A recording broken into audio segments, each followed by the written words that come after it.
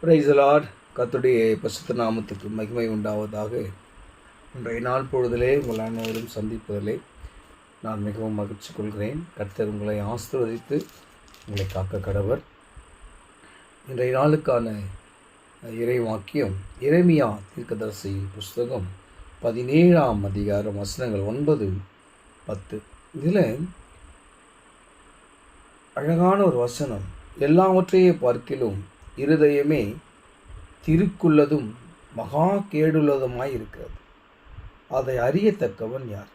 கர்த்தராகிய நானே ஒவ்வொருவனுக்கும் அவனவன் வழிகளுக்கும் செய்கைகளின்படி பலன்களுக்கும் தக்கதை கொடுக்கும்படிக்கும் இருதயத்தை ஆராய்கிறவரும் உள்ளந்திரியைகளை சோதிக்கிறவமாய் இருக்கிறேன். நம்முடைய இருதயம் எல்லாவற்றுக்கும் பாத்திரமாக இருக்குது. இன்றைக்கி நமக்கு எல்லாருக்குமே தெரியும். இருதயம்தான் மனுஷனுடைய மெயின் பார்ட்டு. பிளட் சர்க்குலேஷன்லேருந்து எல்லாமே இருதயத்தில் இருந்தால் அது பியூரிஃபை பண்ணி நம்முடைய ஹோல் பாடிக்கு போகும். அப்படி அந்த இருதயம் கிறுக்குள்ளதும் மகா கேடுள்ளதுமாக இருக்குது. அதனால்தான் அந்த இருதயத்தில் நாம் ஆண்டவரை வாசம் செய்ய வச்சோம்னு சொன்னால் அந்த இருதயம் எப்பயுமே சுத்தமாக இருக்குது. அழகாக சொல்கிறார் அதில் 10ஆம் வசனத்தில் பிற்பகுதியில், இருதயத்தை ஆராய்கிறவரும் உள்ளந்திரியைகளை சோதிக்கிறோமாய் இருக்கிறேன். நம்முடைய இருதயத்தில் என்ன இருக்குது, எவ்வளோ கசப்பு வெறுப்புகள் இருக்குது என்பதை நாம் உலக பிரகாரமான நம்முடைய நண்பர்களுக்கோ நம்முடைய உடன் பிறந்தவர்களுக்கோ நம்ம உற்றார் உறவினருக்கோ நாம் நல்லவனாக இருக்கலாம்.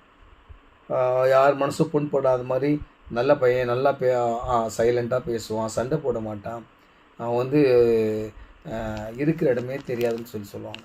ஆனால் ஒரு காலகட்டத்தில் அந்த பையன் செய்கிற தவறுகள் வெளிவரும்போது, அப்பா இதோப்பா இப்படி இருந்தானாப்பா, அப்படியே ஊமை மாதிரி இருந்தானாப்பா, இன்றைக்கி இவ்வளோ பெரிய காரியத்தை பண்ணுறான்னு சொல்லுவாங்க.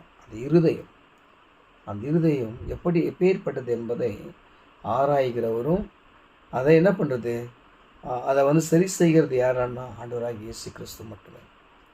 நீங்கள் உங்களுடைய இருதயத்தை ஆண்டவர்கிட்ட கொடுங்க. அதை அவர் என்ன பண்ணுவாரா, சுத்தம் செய்து அதை எந்த ஒரு மாசற்றதாய் ஆக்கி அதை பரிசுத்தமாய் அவர் வாசம் செய்து அவர் நம்மை பாதுகாப்பார்.